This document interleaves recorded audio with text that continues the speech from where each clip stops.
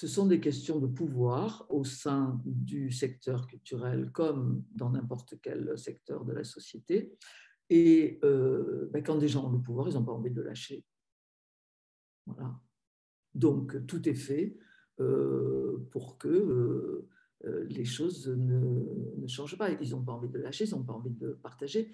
Et surtout, ils ont envie de le transmettre aux mêmes dans une espèce d'entre-soi qui se renouvelle donc très, très aisément. Et on constate aujourd'hui le nombre de stratégies et de ruses pour arriver à maintenir cette situation. Alors, disons que la situation bouge un peu. Certes, en 2006, il n'y avait jamais eu que 3 directrices de centres dramatiques nationaux en même temps. Et puis aujourd'hui, je crois qu'on arrive autour de 40%, donc pas très loin de la parité. Mais d'une part, j'avais montré que si les femmes sont plus difficilement nommées à la direction des institutions, elles sont beaucoup plus rapidement dénommées, c'est-à-dire que peu d'entre elles font le nombre de mandats, puisque maintenant, quand même, le nombre de mandats est limité, ce qui n'était pas le cas en 2006. Donc, est limité pour les centres dramatiques nationaux et pour les centres chorégraphiques, pas du tout pour les scènes nationales. Là, c'est à vie. Peu de femmes font la totalité des mandats prévus parce qu'on trouve toujours quelque chose qui ne va pas. C'est pas seulement ça, mais c'est qu'on n'en a jamais vu qui soit nommé dans un autre centre dramatique après en avoir quitté un. Et maintenant, comme vous le savez, la parité est exigée dans les présélections. Alors, elle n'est pas toujours exactement respectée, mais enfin, globalement, on arrive à présélectionner à peu près autant de femmes que d'hommes. Mais alors, il y a une nouvelle ruse que j'ai découverte, c'est que maintenant, des femmes se présentent et sont des sortes de prête-noms. Donc, on va avoir une candidate mais qui en fait amène avec elle. Alors, il y a l'histoire des binômes, ça c'est un peu différent. Mais la nouveauté, c'est que ce n'est pas un binôme, une femme se présente, mais elle amène dans ses bagages un artiste qui, de fait, va bénéficier de la situation créée par cette direction. Voilà. Aucune règle, aucune préconisation ne peut fonctionner si elle n'est pas acceptée et mise en pratique par tout le monde.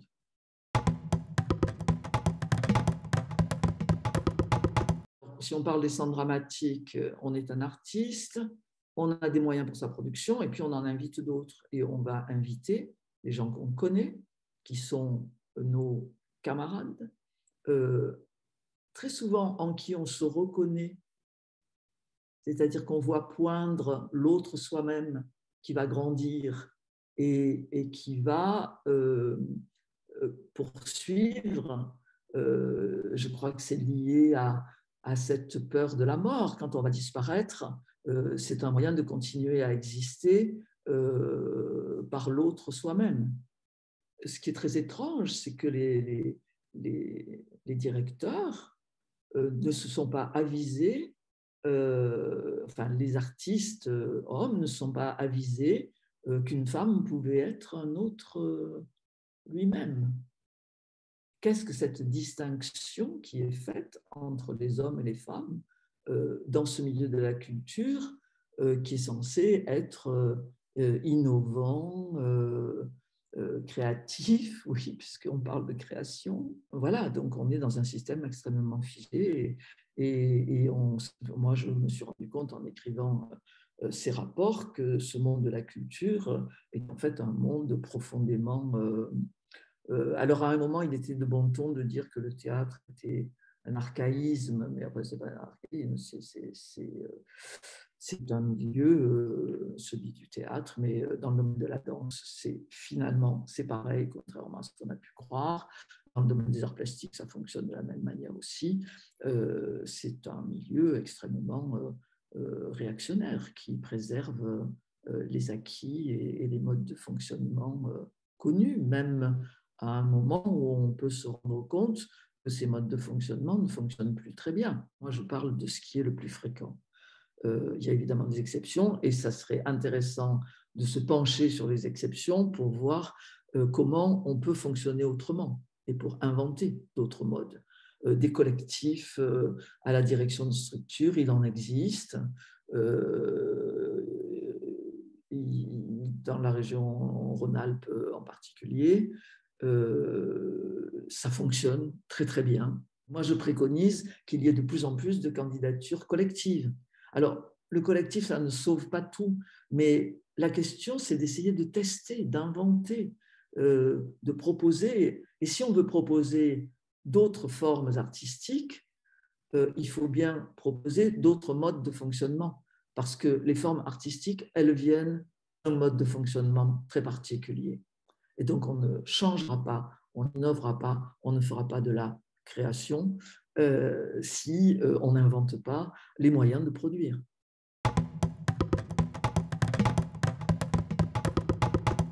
Je dirais que c'est un art du mensonge. Il y a un discours, mais c'est comme pour les politiques d'égalité. Il y a un affichage. Depuis 2012, il y a un affichage au niveau national en faveur de l'égalité. Mais cet affichage, ce n'est pas une réelle volonté politique, ce n'est pas vrai. Si c'était vrai, on n'aurait pas dans nos instances politiques une telle quantité. Regardez l'entourage proche du président de la République, ce ne sont que des hommes. Donc, s'il y avait une vraie volonté d'égalité, ça commencerait par là. Ça se verrait. Dans le monde des arts, c'est pareil. Il y a un affichage, on est un artiste, d'ailleurs on est, alors en plus c'est une idéologie qui est datée, enfin on sait comment ça s'est fabriqué, comment on a distingué un jour, il y a eu une exposition au Louvre sur la figure de l'artiste, et où c'est très bien expliqué comment un beau jour on a inventé la figure de l'artiste qu'on a distingué de l'artisan. Mais je suis désolée, le théâtre, c'est un artisanat. C'est l'association de plusieurs métiers avec des compétences, des savoir-faire, et qui produisent un objet théâtral auquel contribuent des métiers différents, des personnes différentes, sauf que c'est signé par une personne qui est le metteur en scène. Pareil pour le cinéma, c'est le réalisateur qui signe. Or, on sait très bien que le film, il est d'abord fait au montage. Et comme par hasard, c'est un métier très féminin et qui n'est jamais affiché au générique à la place où il devrait l'être. Donc, ce sont tous ces systèmes. Donc, on a inventé l'artiste, et puis l'artiste, on l'a décrété génie au 19e siècle. Et à partir de là, on lui accorde tout. Et puis le génie ne peut pas être féminin, ni le créateur, parce que le créateur, c'est Dieu. Donc c'est forcément une figure masculine. Donc ce sont toutes ces notions tordues au sens où on les a tordues pour raconter une histoire qui n'est pas la réalité, qui produisent cette situation totalement bloquée.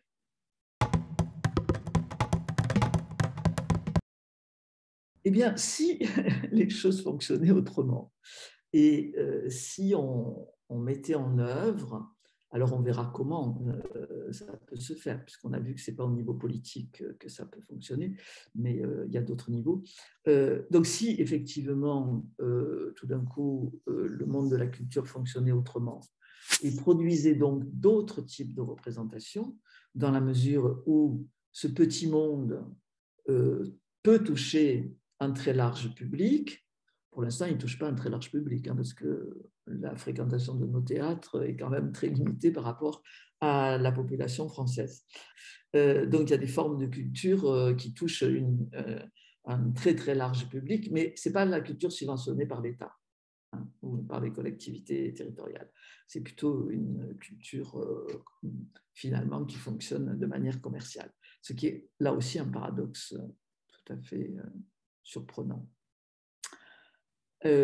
Donc, si tout d'un coup les choses fonctionnaient autrement, que des représentations différentes soient données, eh bien, la population pourrait se retrouver et dialoguer avec ces représentations, comme elle le fait avec les séries, comme elle le fait avec toutes sortes de formes de culture populaire. Et à ce moment-là, ça pourrait sans doute enclencher des comportements différents. Mais là, il y a une espèce de sanctuaire. Et quand je parle d'entre-soi, l'entre-soi entre les artistes, les professionnels de la culture, un monde où nous sommes tous les mêmes. Regardez aussi pourquoi nos plateaux sont si blancs, mais nos salles de spectacle sont tout aussi blanches et nos salles d'exposition également. Donc voilà, l'entre-soi, il est à multiples, il est de ceux qui fabriquent l'art, ceux qui le produisent, et ceux à qui il s'adresse, et ceux qui viennent l'utiliser, enfin le consommer. Alors sur la question des discriminations raciales, par exemple, qui sont à l'œuvre dans notre milieu, c'est déjà quand j'ai écrit mon premier rapport, j'avais interrogé un certain nombre de metteurs en scène en leur demandant, mais je ne comprends pas très bien pourquoi un rôle d'une banalité qui n'est pas marqué, par exemple un rôle de père de famille, pourquoi un père de famille ne serait-il pas noir? Et alors là, on m'a répondu, mais ça ferait signe. Donc, ça veut dire qu'on imagine qu'un père de famille est forcément blanc dans ce pays, ce qui est quand même extravagant comme idée, et que si des fois on distribuait un comédien noir dans un rôle de famille qui n'est pas écrit comme un père de famille qui est né en Afrique, qui ceci, cela, et qui est par ailleurs éboueur, il ne peut pas être noir, il est forcément blanc. Voilà, enfin, ça n'est qu'un exemple, mais donc voilà le genre de choses qui pourraient changer. Cette semaine à Paris est programmée à partir de demain, je crois, pour la semaine au Théâtre de la Reine Blanche, un spectacle de Sabine Pacora qui s'intitule L'Afrique et qui part de son histoire, ou une histoire inventée, et où on lui propose de jouer un rôle dans Phèdre. Évidemment, c'est le rôle d'Œnone. Sabine Pacora, elle est noire, et puis elle n'est pas non plus filiforme, donc ça fait quand même beaucoup pour arriver à avoir un rôle dont personne n'a dit qu'il ne devait pas être noir, qu'il ne devait pas être Phèdre, voilà. Et pourquoi Œnone si ça peut pas être, si Phèdre ne peut pas être noir, pourquoi Œnone peut-elle l'être?